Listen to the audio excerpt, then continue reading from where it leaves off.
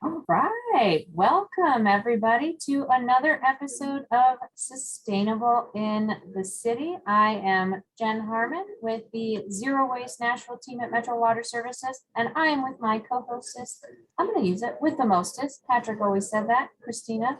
I'll let Christina introduce herself. Yeah, hi everyone. Christina Langone here, Sustainable Classrooms Manager with Urban Green Lab. I have been making this announcement the past couple of times, but if you haven't joined us in a few episodes, our darling Patrick King has moved on to another exciting opportunity for himself, and I am the new co-host with Jen. I'm very, very excited to be here and very excited about today's episode. Oh yes, Zero Waste Day, y'all. If you've not been getting your zero waste on today, it's time to start because we're going to learn everything about what the state and TDEC is doing for zero waste and how they're promoting that. Of course, I am with the Zero Waste team here at Metro Nashville, so super excited to talk about all the ways that you can reduce the amount of waste that you're sending to landfill, which is great for our environment, great for our community. And so many wonderful things that does. So super excited to have our guest today. But before we get to our guest, we're going to give everybody just another minute to log on. And while we do that, I have two quick announcements. One is a joint announcement between us and Urban Green Lab. We are coming together for a very special event on America Recycles Day on November 15th. We are going to be hosting a free screening of The Story of Plastic, which is an incredible documentary. If you have any questions about plastic recycling and why we've changed our rules around plastic recycling and just what's going on with that, both locally, nationally, and globally, is an excellent opportunity to watch The Story of Plastic, but then also have a more localized discussion. Christina is going to be on that discussion panel, as well as folks from our team, and then other experts as well. We've got Dr. David Paget from TSU, and we've got some other folks on that panel as well that will be joining us and kind of discussing more of the issues around plastic locally. So I will, after we get started, I'll pop a link to register for that in the chat. And then the other thing I wanted to share with everyone, especially because today is Zero Waste Day, and it's also right before Halloween, when folks have lots and lots and lots of pumpkins. And pumpkins are essentially grown to be thrown away, frankly, during the Halloween season. It is a very sad story, but you don't have to throw those away. You don't have to send them to landfill. Please take your carved pumpkins, uncarved pumpkins, any pumpkins that you don't need any more use for and are ready to go to their end. Please send them to our compost drop-off if you can't compost them at home. We have 4 convenience center locations. All of them, there was some information about some of our convenience centers. If you saw that yesterday, it does not affect our compost. All of our compost drop-offs are open.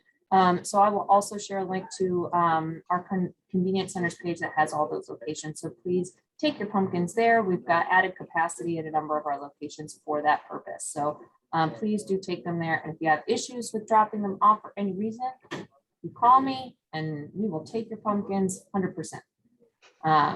So those are my 2 announcements, and I think, Christina, I think we're ready to go. Are you good to go? I know we're ready to go. Let's do this. Okay, I am going to stop sharing this screen. Oh, and of course, everyone, don't forget that we are going to have time to ask our panelists questions. So if you have questions, please put those in the chat, as well as feel free to share thoughts, comments, and other resources in the chat as we go along as well. So check out the discussion there. And now I am super excited to introduce our guest today, Kelsey Davis. She's an environmental consultant with the Office of Policy and Sustainable Practices at the Tennessee Department of Environment and Conservation, for short, TDEC. So she is here to tell us all about Zero Waste Day and what the state is doing in the efforts of zero waste. So I'm going to turn it over to Kelsey, and I hope everybody enjoys this presentation. Thank you very much for that introduction. I'm incredibly excited about today as well. Zero Waste Day is probably my favorite day out of the year. So I'm really excited to be able to talk to you guys about it and about TDEC's program and kind of what it involves, what sort of resources we offer, and how you can get involved. So let's get started.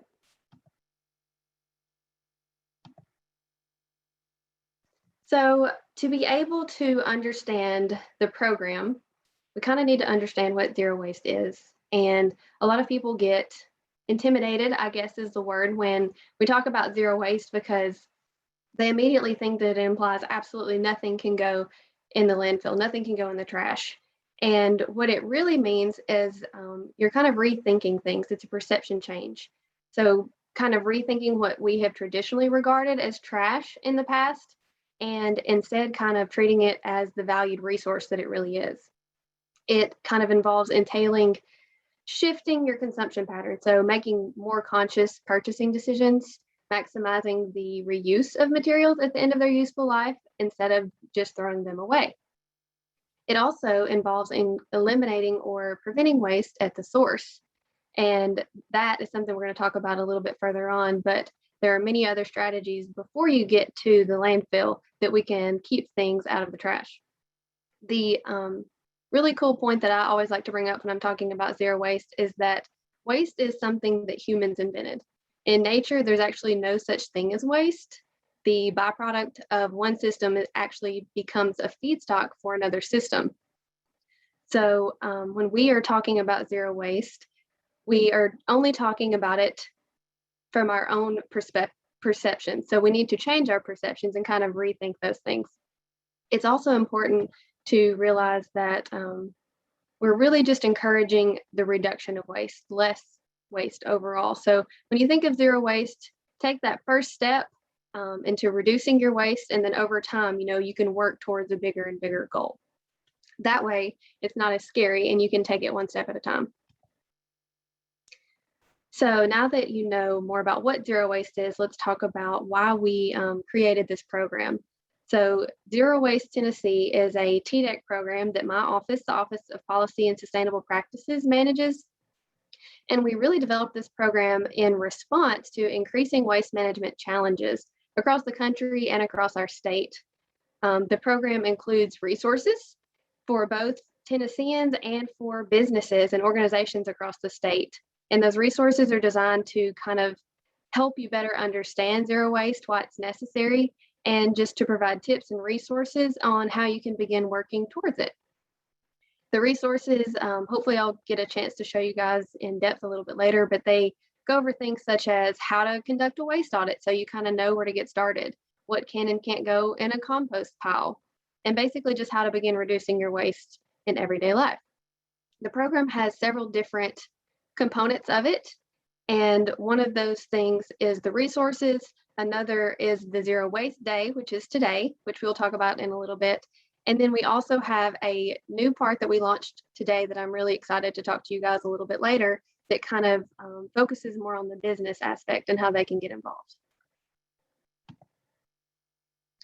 Okay, so we've talked about what, and now we're going to talk about why. So why is zero waste important? This is my favorite fact. It's a terrible, sad, depressing fact, but I always like to use it in my presentations because it is so eye-opening. Did you know that Americans make up only 4% of the entire world's population? Only 4%, but we generate 40% of the world's total waste. So we're incredibly wasteful in our daily habits. Tennesseans specifically generate about 6.6 pounds of waste per person per day, which compared to the national average of 4.4 pounds per day is way higher, and then nearly triple the global average of 2.6 pounds per person per day. So Tennesseans specifically are also incredibly wasteful, and there's many things that we can do to kind of target and improve this behavior. In 2018, 6.77 million Tennesseans produced 8.1 million tons of waste. So just in 1 year, we produced over 8 million tons of waste. The thing is that many people don't really understand or ever think about why sending our waste to a landfill is such a concern. And a lot of that stems from the fact that no one really understands how landfills work. A lot of people were never really educated on the process, and it's more of a out of sight, out of mind type deal. Once you throw it away, you don't really think about it anymore. But it's really important to know how these processes work. So landfills are actually sealed for our safety. A lot of people think that when it goes to a landfill, it just breaks back down into the soil over time. But that's actually not the case. Since landfills are sealed, they use things like sand and clay and synthetic and plastic liners, all just to protect us from the landfill components actually getting into the soil, into our water resources. So when that happens, the things inside break down anaerobically. That means they break down without oxygen. And the reason that is a concern is because when natural decomposition occurs the way it would, outdoors in a forest or in nature, the presence of oxygen is necessary. That allows the living microorganisms to break down the organic matter, and that's basically called aerobic decomposition, which we refer to as composting. But in a landfill, oxygen is no longer present. So anaerobic decomposition happens, and it releases harmful gases, which we know as greenhouse gases. One of the most potent greenhouse gases that this process releases is methane. So the more waste that's generated, the more gases that are released. And secondly, another issue with this process is that a lot of the things that go to landfill are organic. So things like food waste, yard scraps, even some sorts of paper products that aren't recycled end up going to a landfill when they could instead be composted. And the downside of them going to the landfill is that these organic materials have the potential to provide nutrients to our soil, but instead they are trapped in the landfill and the soil never has that opportunity to be replenished. Okay, so let's talk a little bit more about that methane gas that I mentioned. So methane is a hydrocarbon. It's a primary component of natural gas, but it's also a greenhouse gas, like I mentioned. So that basically means that its presence in the atmosphere affects the Earth's temperature and the climate system. It is the second most abundant greenhouse gas after carbon dioxide, which I'm sure everyone has heard of, and it accounts for about 20% of global emissions. The biggest concern is that even though methane is the second most abundant, it is 25 times more potent than carbon dioxide. So that means it's 25 times more effective at trapping heat in the atmosphere, which is not a good thing. And over the last 2 centuries, methane concentrations in the atmosphere have more than doubled, and that's largely due to human-related activities. So as you can see on this chart here, the largest sources of methane emissions from human activities, and this is specific to the United States, are our oil and gas systems, enteric fermentation, which basically is referring to livestock production, and then third is landfills. So 15% of the methane emissions are from municipal solid waste landfills. And municipal solid waste just means what type of landfill it is. There's several different types of landfills. Some of them accept only certain items. So there are what we call construction and demolition landfills. They're only taking construction debris. Municipal solid waste landfills are the ones that are accepting the general public's waste. So they're taking your and my household waste. Those are the landfills that we're referring to, and those are the ones with the highest emissions. So municipal solid waste landfills are the third largest source of human-related methane emissions, and those emissions, this 15% that this chart shows, is approximately the equivalent to the greenhouse gas emissions from more than 21.6 million passenger vehicles driven for 1 year. So that's a pretty big volume. Here's another example. So a few slides ago, I mentioned that in 2018, Tennesseans produced 8.1 million tons of waste, right? So that is throughout the whole year. That waste tonnage for the year releases the equivalent of 2,524 tons of carbon dioxide daily. So every single day, that is the equivalent of 284,010 gallons of gas consumed, of 427 homes electricity for 1 year, or 536 passenger vehicles driven for 1 year. And that's just in 1 day. So that happens every single day of the year. Municipal solid waste landfills received approximately 69% of the total waste generated in the US, but they produce 94% of landfill emissions. So clearly, municipal solid waste landfills are our biggest concern. So now that we know about how and why let's talk about some steps you can take to go zero waste. Our program, we have evolved around the zero waste hierarchy. And this hierarchy basically teaches us the highest and best use of materials. We follow the steps from most to least preferred, and that kind of helps us take the necessary steps, think through the necessary, processes to keep our items out of the landfill.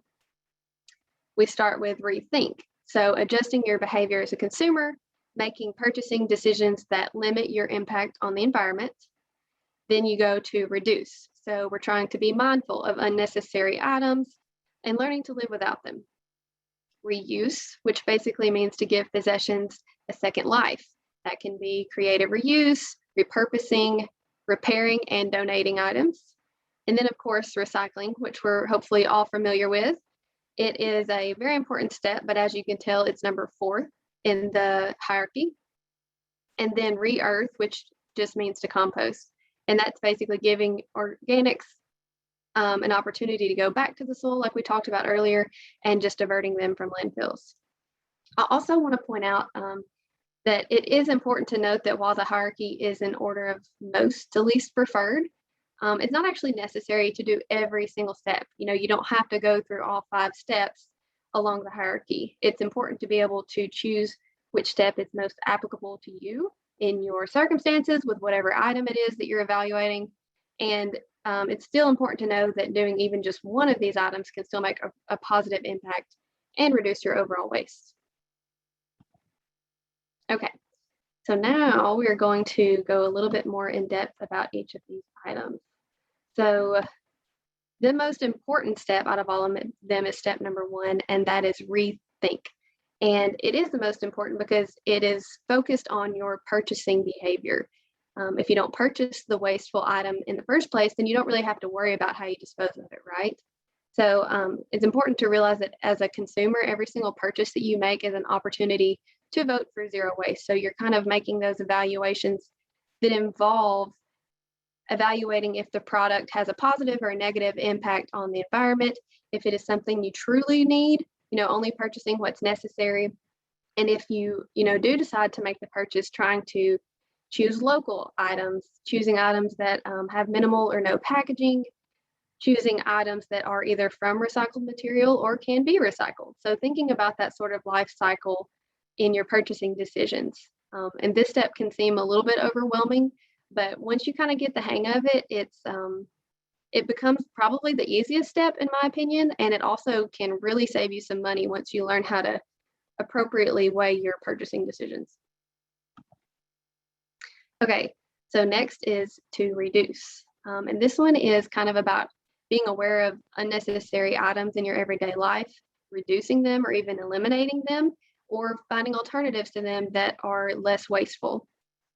There are a few examples that are listed here, such as switching to online magazine subscriptions, eliminating the need for to-go and convenience store packaging so you can completely eliminate that purchase, reduce the waste by either packing your own sort of things, or a good example that I like to use is packing your own travel utensils. I do that when I'm traveling anywhere and when I'm in the office, and it has saved me so many disposable forks and knives, so that's a really good tip. And then you can also do things like bringing your own reusable option to avoid using a disposable option. So that can be things like disposable straws or grocery shopping bags, things like that. Those are all really good ways that you can reduce your unnecessary waste. So reuse is it's a very important step along the way. This one really involves getting the longest life possible out of those items. So after you have rethought your purchasing decisions and you have hopefully chosen an item that is really durable and you get a good long life out of it, you can reuse that item, indefinitely, hopefully. And, maybe once it reaches the end of its first useful life, you can reuse it in a different way, upcycle it, turn it into something else, or you can donate it. So shopping secondhand is a really, really important part of reuse, either shopping secondhand to promote the market for secondhand items or donating items yourself. Both of those ways are really vital to the reuse part. And another one that is hopefully growing in popularity, I think, is renting items. there are some resources that we have developed in our zero waste page that I will show you guys later, but there is a resource that you can use that kind of helps you find rentable items close to you. So if it's something you're only going to use, say once or twice a year, maybe you want to go kayaking, but you don't need to buy a kayak, you can rent one. Same with tools, things like that you don't really need a lot. Renting is an excellent option. And then that way you don't have to worry about where the item goes when you're done with it because you're renting it. Okay, so recycling. Again, this one is a big one. It's very important. It's a necessary step, but it's important to know it's not the end all be all. A lot of people, I feel like, jump directly towards recycling. It is an easy option, just to kind of sort your items. They still kind of end up going away, out of sight, out of mind. But a lot of times recycling, even though it leaves your house and what you think is a recycling container, doesn't actually end up getting recycled. So you're not actually ever receiving that environmental benefit that you're attempting to get. But there are some things that will most likely always still be able to be recycled. The metal industry, of course, is still profitable in their recycling. So things like aluminum drinking cans and steel food cans.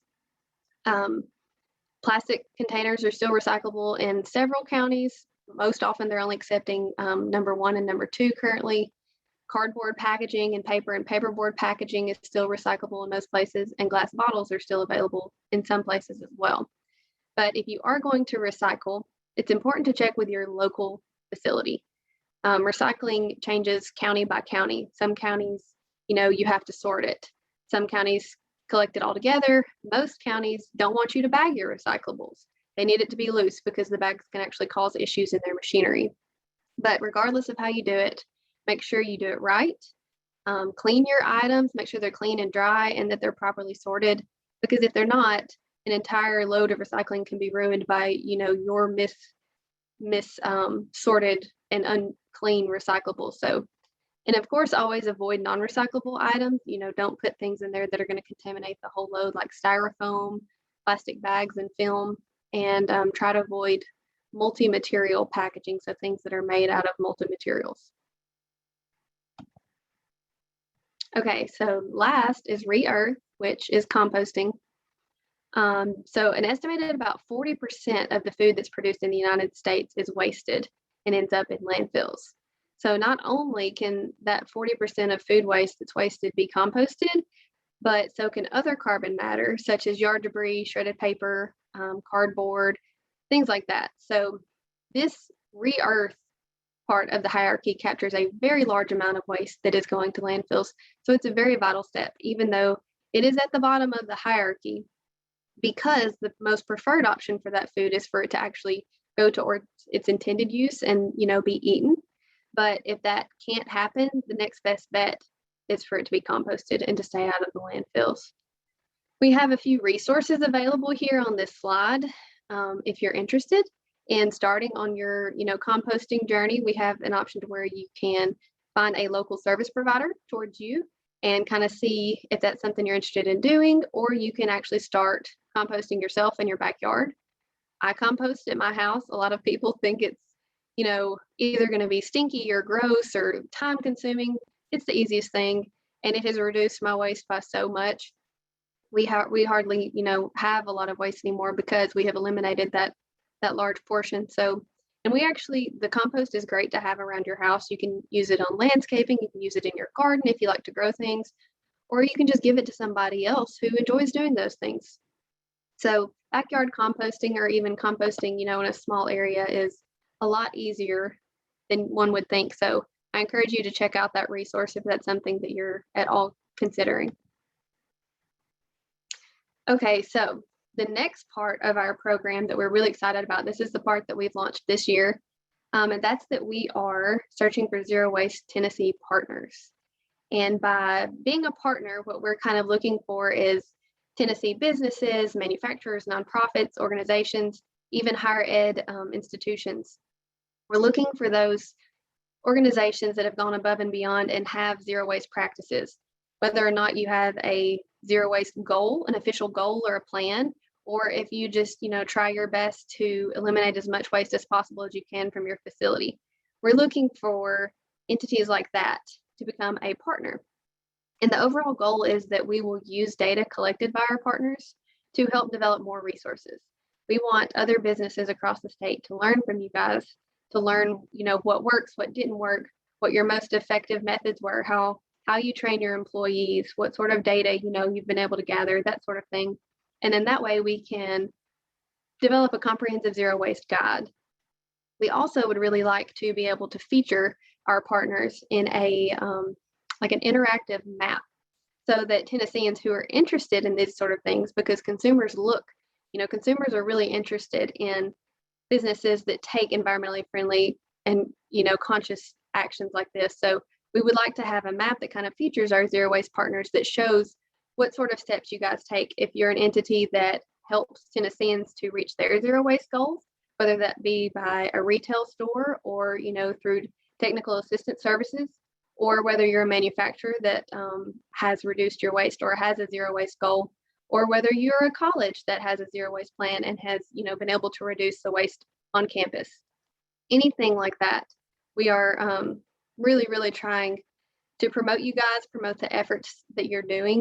And so if you're interested in becoming a zero waste partner, you can click the link in this slide, or you can just go to our website and fill out the form. It's a really quick, brief form.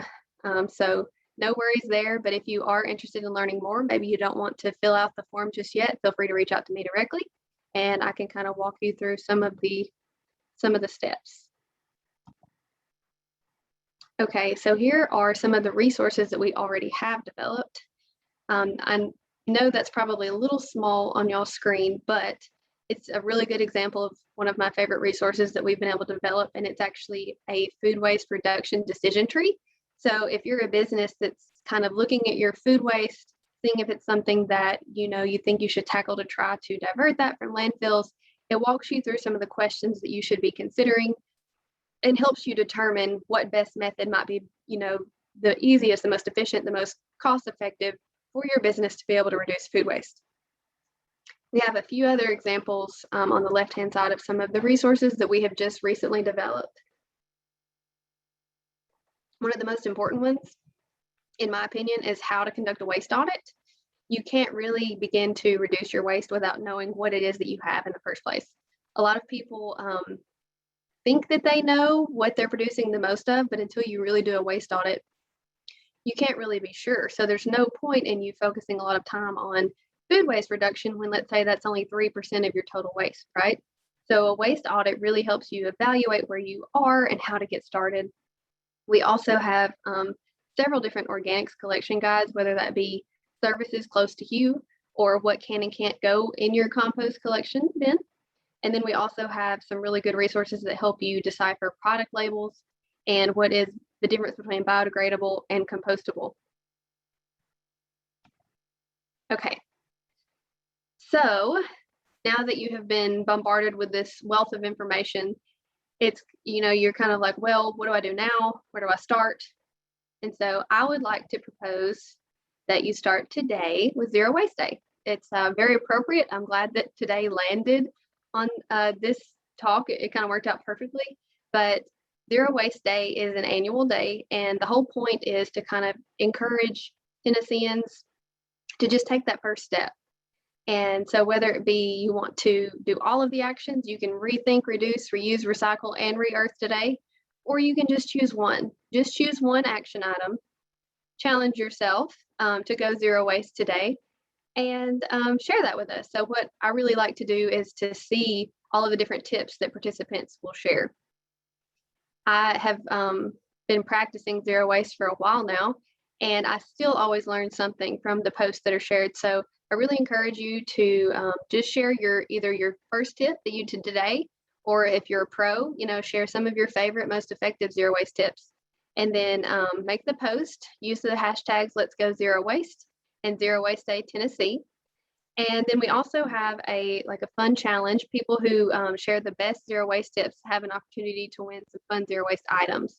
So we have things like reusable straws, food preservation products, and my favorite are the reusable travel utensils. So if you have some really good tips, you have the opportunity to win some really cool items. And we will announce the winners of that on November 2nd. If you need some new tips, if today's your first day to go zero waste, we've been sharing some really good tips from all of the zero waste hierarchy items. So you can follow us on our social media accounts linked there. TN Sustainability on Facebook and the State of Sustainability on Instagram. Like I said, we've been sharing some good posts, so it should be really easy for you guys to participate, hopefully. So I encourage you all to do that today. And then I would like to share this short video.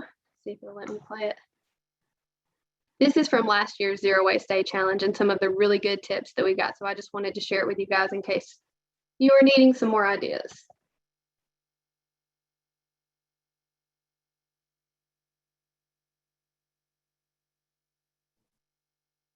Hey, Kelsey, there's no sound. Do you want to stop it real quick? Hit reshare your screen and hit that little box that I also always forget to click. Every time. Every time. Thank you for telling me. Okay. Yep.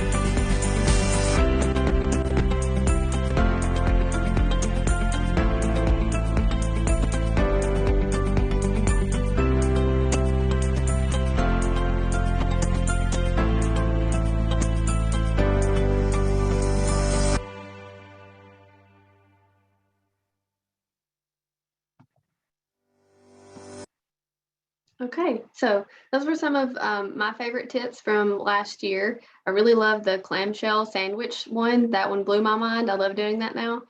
But again, overall, the point of zero waste is to just kind of be more conscious about, where your things come from and where they're going, and to make more responsible decisions along the way. So hopefully today is the first step into leading a zero waste life.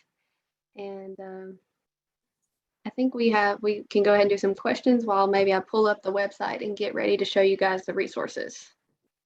Yeah, that sounds perfect. Christina, I will lead the questions over to you. Now we've had a few questions in the chat, but for folks that if you still have more questions, put those in the chat and we'll ask Kelsey as well.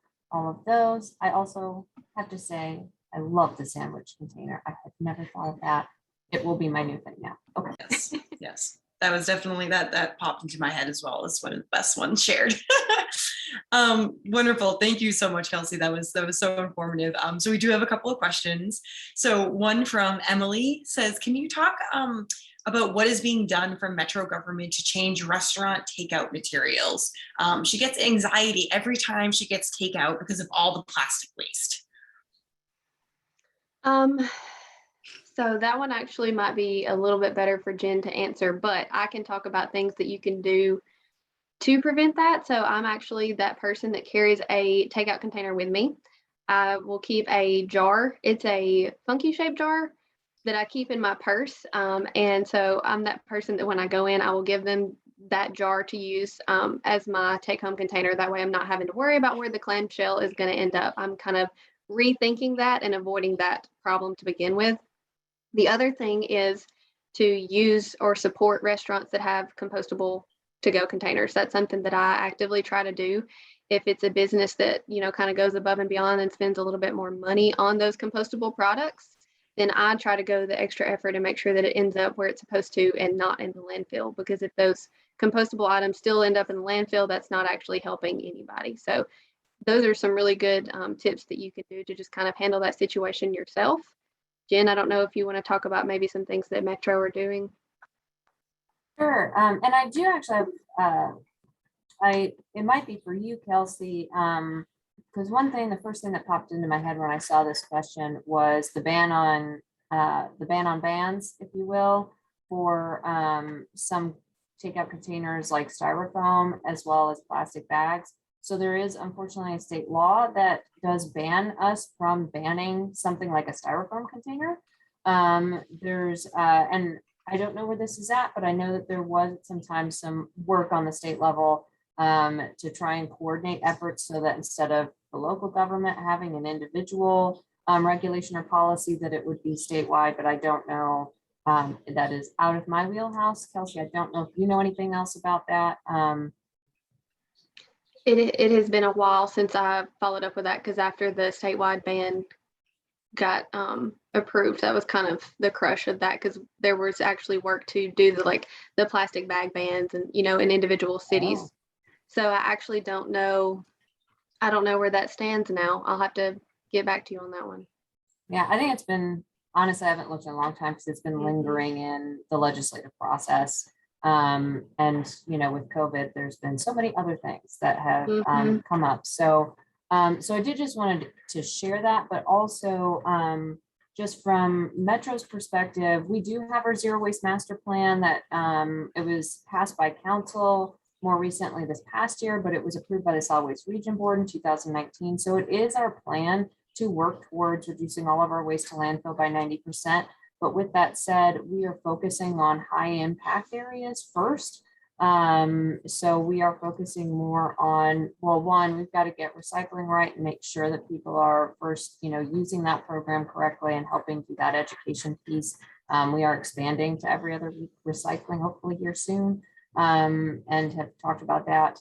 And then we're focusing on larger waste streams. So we aren't necessarily doing anything specific with restaurant takeout containers, but it's all kind of encompassing within, that whole plan. We do have that long-term plan, but where we start focusing maybe specifically on that, I'm not exactly sure beyond education.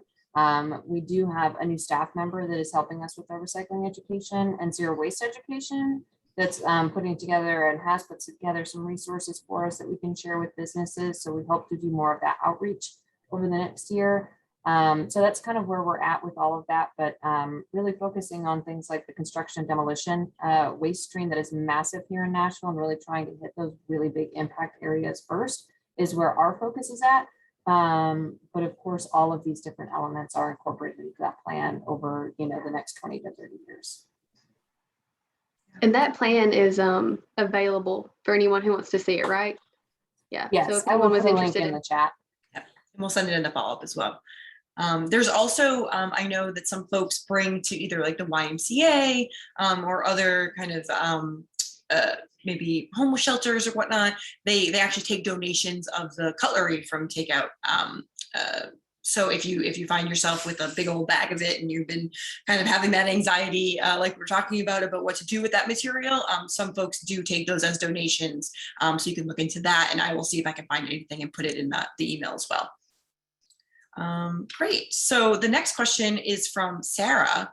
And she says, what advice do you have for those of us who really want to avoid plastic, but have a difficult time finding items at the store that are not packaged in some form of plastic? Okay, that's a really good question. I struggle with it myself. It's very hard to kind of find those items, but the biggest tip that I have is to find a store that offers it is what you're looking for. So if you can't find something that's not plastic in that particular store, maybe try shopping in a different store. Finding a store that offers those options in bulk items, refillable items, things like that. And again, we have some resources available on our website to help you locate stores that offer bulk options, because not all of them do. Another great option is to buy from your local farmers market. Most of the time their stuff is not going to be wrapped in plastic, and if it is, you can actually talk to the farmer about it. They can, if it's a CSA option, maybe they will not wrap it in plastic for you, or maybe while you're there you can give it back to them, unwrap it, put it in your reusable bag, and then that way that's not your waste that you have to deal with. But those are kind of the best tips that I have that have worked for me. I try to shop at my farmer's market if I don't grow it myself, or look for a bulk option that is a refill bottom that doesn't have any packaging at all. Another thing to keep in mind is that, a lot of times people view plastic as, the evil packaging material, but if it's the only option that you have, look for a plastic item that is recyclable. Look for a number 1 or a number 2. That way, it's still not going to a landfill. You can actually recycle that item. So I know that's a lot to think about while you're making that one purchase, but those are kind of the best tips that have helped me. Thanks, Kelsey. And then also from our friend Sarah, what about composting options for those who live in apartment buildings? So you talked about folks who could maybe do it in their backyard, but what about folks who are maybe in apartment buildings? So there are options that you can compost. I'm trying to think of the proper terminology. So there's worm composting that you can actually do in a container. You don't have to have, an outdoor compost bin. There are some other options like bokashi composting that I'm not as familiar with, so I'm not going to pretend to advise you on that, but you could look into it. The biggest thing that I would recommend is if you're living in an apartment complex, to speak with your property manager, or maybe if you have a group on site that might be interested in community composting. And maybe you can form a green team between some apartment members and kind of work together to have one individual space that you guys share on the property somewhere, and kind of work together to manage your composting. That works really well for a lot of people, because it also takes off some of the responsibility of yourself. I just saw that comment. So if you have any resources on the bokashi composting, please feel free to share in the comments. But yeah, that way you're kind of sharing the responsibility, and other individuals get to reduce their waste as well. That, of course, being said, you'd have to have an apartment manager that's willing to work with you. But we actually have a few that have reached out to us recently in the Nashville area about how they can provide more sustainable options for their tenants. So if you have an apartment complex that's kind of reaching out for your advice, feedback on how they can get better, that's something that you could consider. Wonderful. And we'll get some of that information to y'all about that vermicomposting and bokashi composting as well. And then so we have another question that's a little bit similar. It's still on that kind of food waste realm. What is the best thing to do with food waste which is not maybe inherently compostable? So bones, fat, moldy cheese. This is a question from Julia. So what do we do with that stuff that maybe isn't so easily composted? So it depends on what method of composting you're going about. If you have composting services, those items can actually be accepted, because the commercial scale compost can actually break down those items. So if you're worried about that, unless your provider is telling you otherwise, for the most part, you can usually put those in there. Other than that, if it's something that an animal could eat, like, for example, I know not everybody has chickens, but I have chickens. So if it's something that could go to either a neighbor or a family member or a friend that has some sort of animal, livestock, whatever that could consume that. You could always kind of keep it in your freezer for a week, give it to them when you see them and they can use it. Other than that, really the best thing that you can do is just properly dispose of your bones or whatever other items and throw those away. Maybe get creative with some of your recipes and maybe use those bones in some stock and whatnot. So Yes. Lots of great food waste recipes. And we actually had a live cooking demo, I think last week. And so there are definitely lots of resources out there for cooking with food waste as well. Yes. So folks, please feel free to keep putting those questions in the chat. Those are the only questions that we've gotten so far. So Kelsey, I don't know if you want to start maybe showing us some of those resources. And then, like I said, folks, put those questions in the chat and we will make sure that they are answered for you. Awesome. Okay, are you seeing the website? Yeah. Okay. So this is our zero waste website on the TDEC, which is tn.gov/environment website. And so the program, this is kind of the homepage, and it just kind of is a high level overview of what the program offers. Zero Waste Day, which is today, we have a guide to understanding zero waste. So that kind of helps individuals understand why zero waste is necessary, some of the environmental benefits, and just basically the need for the change. And then we have what I'm about to pull up, and that is the Consumer's Guide to Zero Waste. This is a really cool, comprehensive resource, and it has all of those links that I've been referring to in it. So I highly encourage you to kind of check this out if you're at all interested in learning more.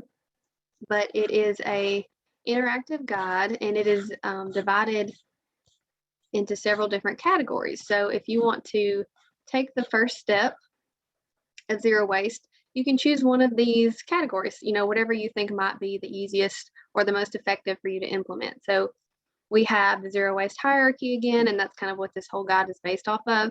And then we have zero waste purchasing, zero waste in your kitchen, in your household, zero waste traveling, and then a zero waste office. So we have several different tips that follow the hierarchy in each of those categories. So it starts out with tips on how to rethink in your kitchen, tips on how to reduce, how to reuse, recycle, and re-earth. So it starts out with, this is zero waste purchasing. It starts out with a fun fact, some benefits and challenges that you might encounter in this particular category. And then we have a very specific list of tips that you can do in each of these categories. Then at the end of each one, we have some resources. So this is one, it's my personal favorite because, again, rethinking is the most important and effective step, in my opinion. But we have some resources for where you can find local markets, local bulk and zero waste stores in Tennessee. I know of a few in the Nashville area. The Goodfill store is a good one. Sage Refill Market. I think Knoxville has one called the Knoxville. You can get things such as household items, cleaners, bathroom and toiletry items, things like that. And then here's some online grocery shopping options. Misfits Market and Thrive Market. Azure Standard is really good too, but those all offer opportunities that they're reducing waste. So Misfits Market specifically uses items that would have gone to waste. They're like the ugly produce sort of that didn't meet grocery market standards. And so those are the actual items that you're receiving. So if farmers market for whatever reason isn't an option, that would be a good option. There's green cleaning products, laundry and dish detergents, bath and body products, and then all inclusive zero waste purchasing. So there's some really good resources here. If you're not able to find a store that kind of is providing what you want, hopefully one of these will be able to do that for you. Zero Waste Kitchen is also one that it's kind of where I started actually with my zero waste journey. So there's a lot of really easy ways that you can reduce your waste in the kitchen, whether it be food waste related or, unnecessary items that we kind of grew up with, or items that you just got used to with your daily habits, whatever they may be. And then you kind of realize they're not actually necessary and they're really easy to do without. Another really good one is the traveling resource. It's not just traveling in your own car, on the road. It's any sort of traveling. So there's some really good tips and resources for that one as well. And then at the very end, I'm gonna kind of skip so y'all can see the rest of the resources. Okay, so here are, if you're just interested in the resources, you can scroll all the way down to the bottom, and we have compiled all of the resources throughout the entire guide. So there, here is the iFixit repair guide that I mentioned earlier. There's also somewhere in here the one about renting. And then here's more information about compost service providers and other entities such as Nobody Trashes Tennessee and Tennessee Environmental Council and Metro that have some other zero waste resources as well. So pretty comprehensive. And then last but not least, I wanted to show you guys the partners form. So here it is, quick and easy. It just takes you to the form to fill out. It's very short. So it kind of goes step by step depending on what sort of entity you are. But that's how easy it is. Just kind of reach out to us if you're interested in joining, or if you know somebody who might be interested in becoming a partner, you can kind of send this their way. But there's a lot of good stuff on our website, so we highly encourage you to check it out and to hopefully go do your zero waste day item. Let's stop. There we go. Awesome. Actually, right at the end there, when you're talking about the form, we got a question in from Gail, who says, our church has a creation care committee. Would they be a business that we could refer to your office? So I think she's referring to that Tennessee Partners. And she says, United Methodists across the world did a plastic-free July, and she actually gave up plastic bottles and has only purchased 3 since July 1st. So kudos to Gail. But is Creation Care Committee in their church somewhere that you could partner with for that form that you were talking about? Absolutely. So yeah, we're looking for nonprofits and other organizations that kind of help other entities go zero waste, or we can talk later and you can tell me a little bit more about what your entity actually does, but by all means that would definitely be an option. Great. Wonderful. And then we had a question there from Alan, which Jenn actually ended up answering. So I just want to make sure that everyone saw that. So Alan was asking, what is the smart method for dog poo? And Jenn actually said that if your wastewater goes to a Metro Water Services facility, she recommends flushing the dog waste, just like our own human waste. So we'll actually be learning at our next Sustainable in the City all about the wastewater treatment process and how Metro Water makes Class A biosolids fertilizer from the organic waste in wastewater. So I'm not sure, Kelsey, if you have anything else you want to add to that conversation point, but I think that was answered very nicely by Jenn. I think that was the perfect answer as well. Wonderful. Pet waste is not recommended to be composted. So I will just say that because they eat meat solids. So don't put it in your compost. Flushing it is the best method. Great. And then we have one more question, I believe, that we haven't got to from Gina. And she says, I would like to know more about bringing my own containers for carryout. Are most restaurants willing to do that? And how do you find out about that? Okay, so for COVID there for a little while, they would not allow me to use my own container, which was fine. I wasn't really eating out much during COVID anyways, but I've found out, most grocery stores are allowing you to bring your own reusable bags, and most restaurants are okay with it as well. You can get creative. You don't have to use a jar like I do. I just do that because at one time I was just reusing a clamshell and it spilled in my purse, and the jars will not spill. So depending on what sort of takeout you have, you can use whatever container works best for you. I've encountered very few restaurants that would not use it. For the most part, you just get a strange look. And they'll just be like, well, okay. And then they put it in there for you. So you can even, a lot of times I'll try to talk to the server about it and just be like, this is my zero waste initiative. I'm trying to reduce waste. And sometimes it even ends up with me, getting a business card from the restaurant manager because they want to learn more. So the worst you can do is ask, but I'm interested if anybody else has any other containers that have worked well for them. I'm sure there's other options. You could just use a reusable Tupperware container with a lid. That would probably work fine. I just have a smaller purse and I don't, want to carry around a Pyrex dish. So definitely. Wonderful. Any other questions for our wonderful Kelsey here about zero waste? We're getting some great conversations. People are talking about Recyclops and other organizations that help with recycling. Rachel's telling us that some places will also give you discounts for bringing your own. So Starbucks and some other local coffee shops actually give you a discount for that, which is wonderful. There's actually a link in the resource guide that I just shared with you guys that shares all the coffee shops that you can go to and bring your own mug, and they'll give you a discount. So definitely utilize that. Love it.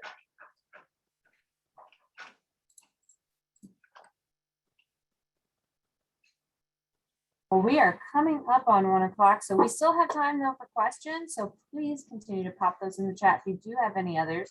I'm going to share, just remind everybody about our next session. I did just pop in the chat the link to register for the next session. So November 10th, we've got John Lawrence from Metro Water Services here, who runs the Dry Creek wastewater treatment plant, but has worked at a number of the treatment plants here at Metro Water Services.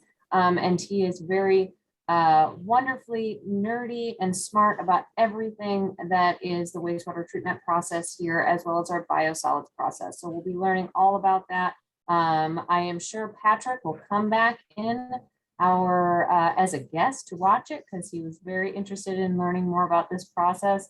So it should be really good. Go ahead and register for that now. As always, it'll be on a Wednesday at noon, and the next one's on November 10th. So bring your questions for that. And then I don't know if we've got any other questions in the chat. I have to say though, I saw Recyclops, and if anybody's an Office fan, have you all seen Dwight as Recyclops? If you haven't, you probably need to go check that out. It's a recommendation straight from me. It's a great episode. Anyway. So it doesn't look like we have any other questions except for, unfortunately, from Kaisha, I believe. Who do you contact if interested in being a part of these? I may have missed that. This is awesome. I'm not completely sure what that is in reference to. Maybe if you could, whoever asked that question, if you wanted to add just a little bit more detail so we know we can put you in the right place. But for coming to the next Sustainable in the City, you can just register right at that link that Jen put in there. And then it looks like Linda is also telling us that Publix takes styrofoam. And I think we've referenced this as well, but other big stores also take that plastic film and plastic as well. But it looks like Publix also takes styrofoam. Oh, it looks like she wants to host a topic. You can email. So Christina will send a follow-up email from Urban Green Lab and just follow up with that email and let us know. We're happy to take, you know, we're going to be planning probably for our next year here very shortly. So please share that with us. We'd love to have anybody that's interested in hosting a session. All right. I think we're good to wrap up for the day. Sound good with everybody? We appreciate everybody being here. Great tips in the chat. I love that. I've learned something new. Kelsey, thank you so much for being here today. I am just so thrilled that this ended up being the perfect day for Zero Waste Day and that you were able to come and join us and talk about it. Be sure to get on social media and share all your social media, all of your Zero Waste Day tips. And if you have questions, we'll have that follow-up email to you later today, no later than tomorrow morning. And I hope everybody has a wonderful rest of your afternoon and happy Zero Waste Day, everybody. Thank you. All right. All right. Thanks, Bye. everyone. Happy Zero Waste Day.